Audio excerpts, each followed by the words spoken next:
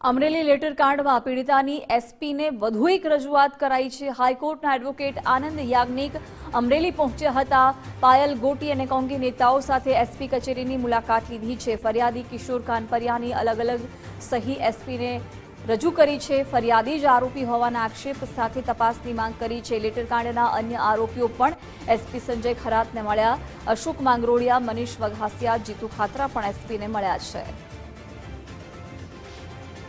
અમે આજે એસપી સાહેબને ડીવાયએસપીને એડ્રેસ કરતો અને સાથે સાથે ચુડાસમા સાહેબને સંબોધતા એક સામૂહિક અને ભેગો પત્ર રજૂ કર્યો।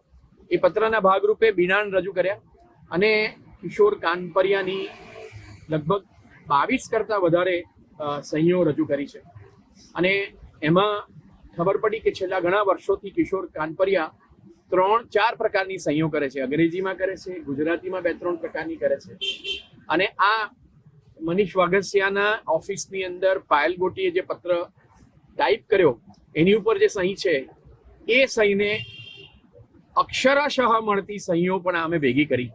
આજે જે સહીઓ અમે રજૂ કરી એને આધારે અમારા મુજબ પ્રસ્થાપિત થાય છે કે આ કિશોર કાનપરિયાની સહી છે ને છે।